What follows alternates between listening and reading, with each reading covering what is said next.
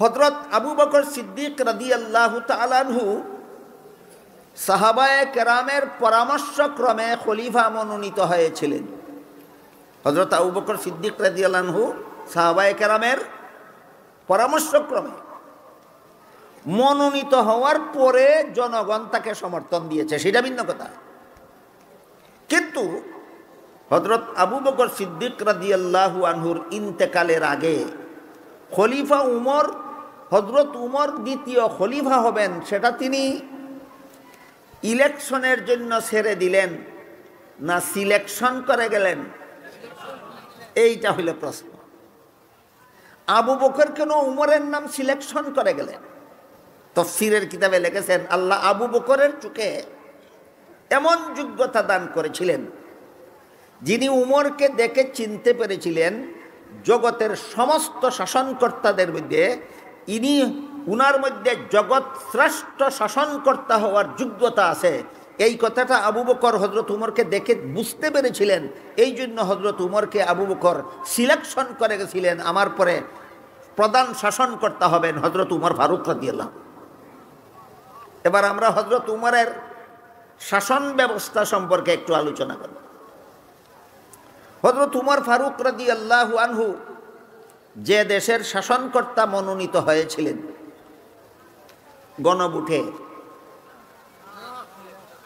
না আবু বকরের সিলেকশনে, আবু বকরের সিলেকশনে সিলেক্টেড হয়েছিলেন হযরত উমর ফারুক রাদিয়াল্লাহু আনহু।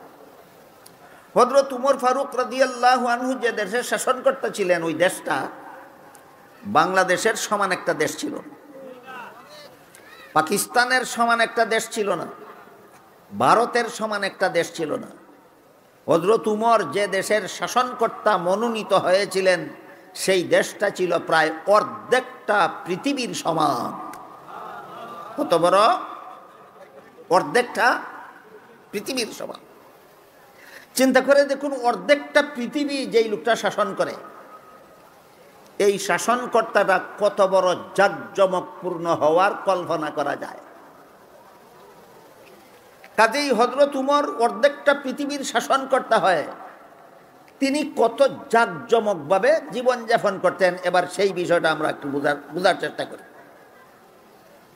একবার খলিফা উমর দেশের জনগণকে মাথাপিছু একটি করে সরকারি চাদর বিনামূল্যে বিতরণ করলেন, যেটাকে আমাদের ভাষায় রিলিফ বলে থাকি। রিলিফ, বিনামূল্যে জনগণকে একটা করে মাথাপিছু সরকারি চাদর বিতরণ করলেন। আর শুক্রবারে জুম্মার নামাজের খুতবা পড়ার জন্য যখন খলিফা উমর মিম্বরে দাঁড়ালেন, তখন দেখা গেল খলিফা উমরের গায়ে সরকারি চাদর দুইটা, একটা কোমর থেকে নিচের দিকে পড়েছেন আর একটা কাঁধের থেকে উপরের দিকে পড়েছেন। জনগণকে দিয়েছেন একটা করে আর নিজে ব্যবহার করেছেন দুইটা। এই অবস্থায় তিনি যখন খুতবা দেওয়ার জন্য মিম্বরে দাঁড়ালেন, একজন সাধারণ মুসল্লি বলে, খলিফা উমর, আপনি জনগণকে সরকারি মাল একটা করে দিলেন আর আপনি সরকারি মাল দুইটা গ্রহণ করলেন, কোন অধিকারে? এই প্রশ্নের সন্তোষজনক জবাব দিতে পারলে আপনার খুতবা শুনবো, আপনার পিছনে নামাজ পড়ব। সন্তোষজনক জবাব দিতে না পারলে আপনার খুতবাও শুনবো না, আপনার পিছনে নামাজও পড়ব না। আপনার মতো খলিফার আমাদের দরকার নাই। মুসল্লির প্রশ্ন শুনে খলিফা উমর ওই মুসল্লিকে বললেন, তোমার প্রশ্নের জন্য তোমাকে ধন্যবাদ। প্রথম কথা হইল, তুমি যে প্রশ্নটা আমারে করেছ, তোমার প্রশ্নের জন্য তোমাকে ধন্যবাদ। আগে তোমার প্রশ্নের জবাব দেওয়া হবে, তারপরেই খুতবা পড়া হবে এবং নামাজ হবে। খলিফা উমর অর্ধেকটা পৃথিবীর শাসনকর্তা হইয়াও জনগণকে যে পরিমাণ দিলেন, এর চেয়ে বেশি পরিমাণ আপনি গ্রহণ করলেন কোন অধিকারে? এমন প্রশ্নকারীকে কি দিলেন? ধন্যবাদ। বর্তমান দুনিয়ার কোন দেশের শাসনকর্তাকে যদি একজন সাধারণ নাগরিক জিজ্ঞাসা করে, গায়ের পোশাক কত টাকা দিয়া বানাইছ, টাকাগুলি কোথায় পাইছ? কোটি টাকার গাড়ি কার টাকা দিয়া কিনছ? আকাশ ছোঁয়া বাড়ি কার টাকা দিয়া বানাইছ? তোমার বেতন কত আর তোমার বাড়ির দাম কত? তাহলে ধন্যবাদ দিবে না দৈন্যা কুটা দিব? দৈন্যা কুটা দিব। বুঝে থাকলে বলেন, বর্তমান দুনিয়াতে যত দেশের যত শাসনকর্তা আছে এর মধ্যে খলিফা ওমর জগৎ শ্রেষ্ঠ আদর্শ শাসনকর্তা ছিলেন কিনা? হ্যাঁ, আবু বকরের চোখে এটা আগেই দেখতে পেরেছিলেন উমর হতে পারেন জগৎ শ্রেষ্ঠ শাসনকর্তা। উমরের মধ্যে জগৎ শ্রেষ্ঠ একজন শাসনকর্তা হওয়ার যোগ্যতা আছে। আবু বকরের চোখে এটা আগেই দেখতে পেরেছিলেন। এই জন্য আবু বকর হযরত উমরের নাম সিলেকশন করেছিলেন, আমার পরে খলিফা উমর হবে খলিফা। তারপরে খলিফা উমর বললেন, তোমার প্রশ্নের জন্য তোমাকে ধন্যবাদ, তবে দুঃখিত আমি, তোমার প্রশ্নের জবাবটা আমি দিতে পারবো না, আমার ছেলে আব্দুল্লাহ দেবে। উমরের ছেলের নাম আব্দুল্লাহ।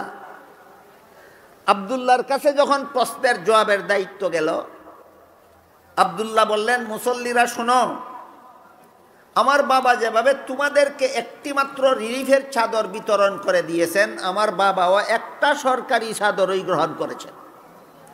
কিন্তু ঘটনা হলো আমার বাবার একটা এই রিলিফের চাদর ছাড়া আমার বাবার আর কোনো কাপড়ই নাই। একটা রিলিফের চাদর ছাড়া অর্ধেকটা পৃথিবীর শাসনকর্তার একটা রিলিফের চাদর ছাড়া আর কোনো কাপড়ই নেই। নিম্নাঙ্গে পড়লে ঊর্ধ্বাঙ্গ খোলা থাকে, ঊর্ধ্বাঙ্গে পড়লে নিম্নাঙ্গ খোলা থাকে। এমত অবস্থায় তোমাদের ইমামতি করাতে পারেন না, এই জন্য আমার ভাগের চাদরটাও আমার বাবাকে দান করেছি, পরে তোমাদের নমাজের ইমামতিটা করার জন্য। কি মনে করেন এইরকম আদর্শ শাসনকর্তা জগতে আর দ্বিতীয় জন পাওয়া যাবে? নবী রসুলগণের কথা বাদ দিলে খলিফা উমরের মতো আদর্শ শাসনকর্তা পৃথিবীর ইতিহাসে আর দ্বিতীয় কেউ নাই। খলিফা উমরের মতো আদর্শ শাসনকর্তা নবীগণের কথা বাদ দিলে পৃথিবীর ইতিহাসে আর দ্বিতীয় কেউ নাই। এমন যোগ্যতা যে উমরের মধ্যে আছে, যে আবু বকরের চোখে আগেই দেখতে পেরেছিলেন। এই জন্য আবু বকর খলিফা উমরের নাম সিলেক্টেড করে গেছিলেন যে আমার পরে উমর হবে রসুলের দ্বিতীয় খলিফা। খলিফা উমরের আদর্শ ছিল, দেশের জনগণকে যে মানের খানা দিতে পারি না, সেই মানের খানা খাওয়া আমার জন্য বৈধ নয়। দেশের জনগণকে যে মানের পোশাক দিতে পারবো না, সেই মানের পোশাক পরা আমার জন্য বৈধ নয়। খলিফা উমরের আদর্শ ছিল, দেশের জনগণকে যে মানের বাড়ি নির্মাণের ব্যবস্থা দিতে পারবো না, এর থেকে উন্নত মানের বাড়িঘর নির্মাণ করার অধিকার আমার নাই। আমি সামান্য একটু আওয়াজ দিয়ে আপনাদের জিজ্ঞাসা করি, নবীগণের কথা বাদ দিলে একমাত্র খলিফা উমর ছাড়া পৃথিবীর ইতিহাসে এমন কোনো দ্বিতীয় শাসনকর্তা আছে যে খলিফা উমরের আদর্শের মতো আদর্শ ছিল? নাই। সুতরাং খলিফা উমর, নবীগণের পরে খলিফা উমর ছিলেন পৃথিবীর শ্রেষ্ঠ আদর্শ শাসনকর্তা। এই খলিফা উমরের জীবনের একটা ঘটনা আপনাদের শোনাই। খলিফা উমর মরুভূমির রাস্তা দিয়ে যাচ্ছিলেন।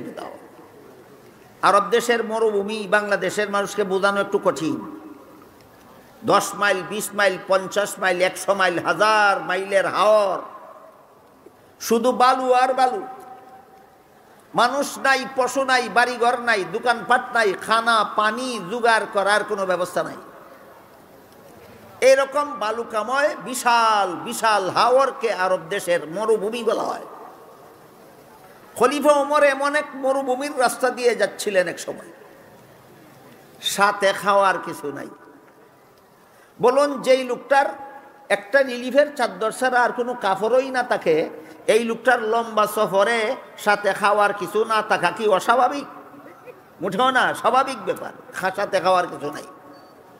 এমত অবস্থায় খলিফা ওমরের পেটে খিদা লাগলো। বাড়িও নাই, বাড়িঘরও নাই, দোকানপাটও নাই, খানা জোগাড় করার কোনো উপায় নাই। খিদার কষ্ট সহ্য করেই তিনি রাস্তা অতিক্রম করে যাচ্ছিলেন।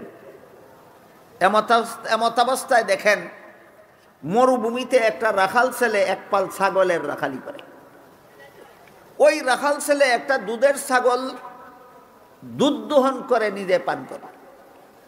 খলিফা ওমর রাখাল ছেলের কাছে গিয়া বললেন, ভাই রাখাল, তোমাকে দেখলাম একটা দুধের ছাগলের দুধ দোহন করে পান করেছো, দয়া করে আর একটা ছাগলের দুধ দোহন করে আমাকে একটু দাও, পান করি, আমার পেটে বড় খিদা।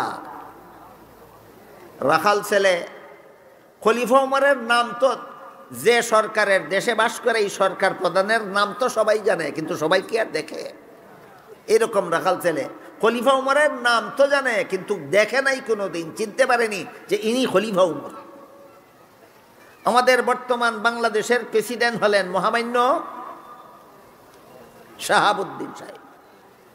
মহামান্য শাহাবুদ্দিন সাহেব বর্তমান বাংলাদেশের প্রেসিডেন্ট। আপনারা কে তার দল করেন, কে করেন না, কে ভোট দিছেন, কে দিছেন না, কে ভোট দিবেন, কে দিবেন না, এগুলি আমার আলোচনার ব্যাপার নয়। আমি যেটা বলতে চাই সেটা হলো, যতদিন তিনি প্রেসিডেন্টের আসনে বসা থাকবেন ততদিন পর্যন্ত তিনি বাংলাদেশের রাজনৈতিক দৃষ্টিতে সর্বোচ্চ মূল্যের সম্মানের অধিকারী। এই জন্য আমি বলেছি তিনি মহামান্য শাহাবুদ্দিন সাহেব বাংলাদেশের প্রেসিডেন্ট। যারা যারা নাম শুনেছেন তারা সবাই কি ওনাকে দেখেছেন? ঠিক তেমনিভাবে ওই রাখাল ছেলে খলিফা ওমরের তো নাম শুনছে, কিন্তু দেখে নাই কোনোদিন। এই জন্য খলিফা ওমরকে চিনতে পারি না। খলিফা ওমর যখন বললেন একটা ছাগলের দুধ দোহন করে আমাকে পান করতে দাও, রাখাল ছেলে কয়, মুসাফির ভাই। খলিফা ওমর না বলে মুসাফির ভাই বলে কেন? চিনে না, চিনে না। রাখাল ছেলে বলে, মুসাফির ভাই, এই ছাগলের পালের মালিক আমি না, আমি মালিকের বেতনভোগী চাকর। মাস শেষে যে নগদ টাকা দেয় মালিকে আমাকে, সেটাও আমার বেতন। আর রাখালি করার সময় পেটে খিদা লাগলে একটা ছাগলের দুধ দোহন করে পান করি, সেটাও আমার বেতন। তুমি যেহেতু আমার মালিকের বেতনভোগী চাকর না, কাজেই আমার মালিকের অনুমতি ছাড়া আমি তোমাকে এক ফোঁটা দুধও দিতে পারবো না। খলিফা উমরের ফেটের বুক গেল, কুদার ফেট বসনে যায়, ফেটের বুক তো বুকের জায়গাতেই রয়ে গেল। কিন্তু খলিফা উমর মনে মনে ভাবলেন, আমার পেটের খিদা গেলে গেল না গেলে নাই, আমার দেশের একটা রাখাল ছেলে যে এত বড় আমানতদার, মালিকের অনুমতি ছাড়া তার মাল কাউকে দেয় না, এতেই আমার আত্মাটা তুষ্ট। খলিফা উমরের দেশের একটা রাখাল ছেলে, ও ছিল আত্মসাৎকারী না আমানতদার?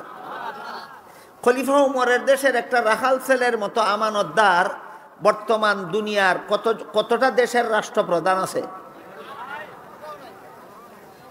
তাহলে বুঝে থাকলে বলুন, বর্তমান দুনিয়ার এই রাষ্ট্রপ্রধানদের চরিত্র যদি আপনাদের জানা থাকে, তাহলে বলুন এই দুনিয়াতে নবীগণের পরে সর্বশ্রেষ্ঠ আদর্শ শাসনকর্তা কে ছিলেন?